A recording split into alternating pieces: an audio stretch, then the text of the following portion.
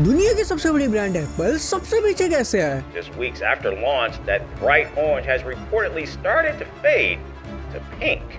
Samsung, Huawei इन्होंने आज से 6 साल पहले ही अपना फोल्डेबल फोन लॉन्च कर दिया था और एप्पल अब 2026 में करने जा रहा है। 120 हर्ट्ज के रिफ्रेश रेट की डिस्प्ले भी एप्पल काफी लेट लाया। एआई की बात कर लो, उसमें भी सबसे पीछे है। इसीलिए ये दुनिया की सबसे बड़ी ब्रांड सबसे पीछे चल रही है, ऐसा तुम सबको लगता है, बट ऐसा नहीं है। इन रियलिटी यहाँ पे एप्पल एक स्ट्रेटेजी फॉलो कर रहा है, लेट मूवर एडवांटेज, जिसमें वो बाकी ब्रांड्स के प्रोडक्ट को एनालाइज करता है और उनमें जो भी प्रॉब्लम्स होती हैं उन्हें फिक्स करके उन्हीं एग्जिस्टिंग प्रोडक्ट्स का बेटर वर्जन निकालता है। और इसका सबसे बड़ा रिसेंट एग्जांपल है फोल्डेबल फोन्स।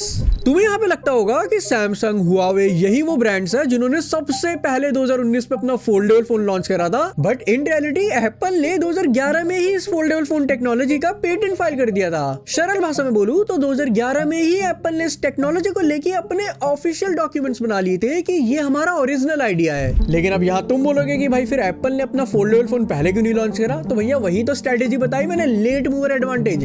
2019 में सैमसंग, हुआवे ने जब अपना फोल्डेबल फोन लॉन्च करा था तो एप्पल ने यहाँ पे सबसे बड़ी प्रॉब्लम देखी क्रीज की। इनके फोल्डेबल फोन में ना बीच में एक लाइन से आ जाती है जो पूरी बड़ी डिस्प्ले का मजाक खराब कर देती है। तो एप्पल इस सेम गलती को रिपीट करना नहीं चाहता था और इस क्रीज को फिक्स करना कोई आसान काम था नहीं, इसीलिए एप्पल को यहाँ पे इतना ज्यादा टाइम लगा। एंड अब जाकर एप्पल को समझ आया कि इस क्रीज को जड़ से कैसे हटाया जा सकता है और इसीलिए 2026 में वो अपना फोल्डेबल फोन लेके आ रहा है। एप्पल को यहाँ पे ये समझ आ गया था कि अगर इस क्रीज को हटाना है तो उसके लिए मिडिल पार्ट को एकदम थिन और फ्लेक्सिबल बनाना पड़ेगा। इसीलिए एप्पल यहाँ पे अल्ट्रा थिन फ्लेक्सिबल ग्लास का यूज करेगा। एंड जो अदर ब्रांड्स के फोल्डेबल फोन होते हैं जो बेंड होते हैं तो वो वी शेप में कर्व्ड होते हैं, जिससे बीच में लाइन आ जाती है जिसे क्रीज कहते हैं। तो एप्पल उस कर्व को स्मूथ यू शेप में करने वाला है जिससे वो स्ट्रेच एंड रिलीज की तरह काम करे, फ्लेक्सिबल बन पाए और वहां से क्रीज हट पाए। एंड वही अचीव करने के लिए वो खुद के लिक्विड मेटल हिंज भी बना रहा है, क्योंकि जितनी ज्यादा स्क्रीन थिन एंड फ्लेक्सिबल होगी उतनी ही क्रीज खत्म हो पाएगी। और ये सब मैंने तुम्हें आर्टिकल से पढ़ के बता तो दिया, लेकिन ये करना काफी मुश्किल है, इसीलिए एप्पल को इतना टाइम लगा।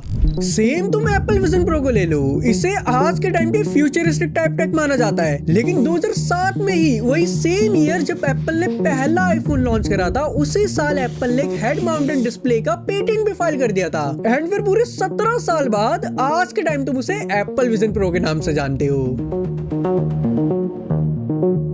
तो यहाँ से तुम एक चीज क्लियर देख सकते हो कि एप्पल इनोवेशन से ज्यादा बेस्ट चीजें बनाने में फोकस करता है, फिर भले ही एक्स्ट्रा टाइम क्यों ना लग जाए। एंड यहाँ तुम अब सीधा सीधा बोल सकते हो कि फिर एप्पल एआई का क्या, वो तो भैया लेट भी आई और अभी भी बेकार ही है। तो देखो उसका सिंपल सा रीजन है प्राइवेसी।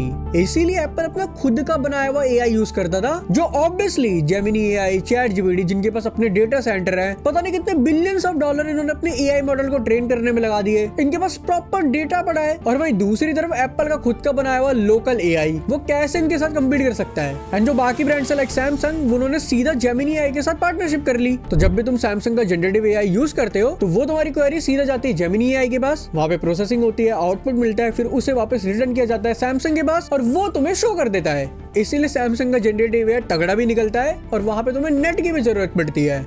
और इसी चक्कर में एप्पल ये एआई रेस भी हार रहा था, क्योंकि वो अपने यूजर का डेटा सेफ रखना चाहता था। एप्पल नहीं चाहता था कि उसके यूजर का डेटा किसी थर्ड पार्टी के पास जाए एंड फिर वो उस डेटा को अपने मॉडल को ट्रेन करने में यूज करे। यहाँ से एप्पल के यूजर की प्राइवेसी इन्वेड हो सकती है और वो उसे ही सेव करना चाहता है। इसी चक्कर में एप्पल एआई रेस में सबसे पीछे छूट गया था। एंड आज के टाइम तुम्हें पता ही है एआई ट्रेंड में है, तो अब एप्पल अपने खुद के डेटा सेंटर बनाने बैठेगा तो भैया उसमें बिलियंस ऑफ डॉलर लग जाएंगे, बहुत बड़ी इन्वेस्टमेंट है। ऊपर से एआई मॉडल को ट्रेन करने के लिए डेटा भी चाहिए होगा, वो कहां से लाएगा? तो इसका एक ही सबसे ऑप्टिमाइज सॉल्यूशन था, वो था कि वो भी कोलैब कर ले, जो कि उसने करा भी। उसने चैट जीपीटी के साथ भी पार्टनरशिप करी, जेमिनी एआई के साथ भी पार्टनरशिप करी एंड अब तुम जनरेटिव एआई या सीरी के टाइम उनका यूज कर सकते हो।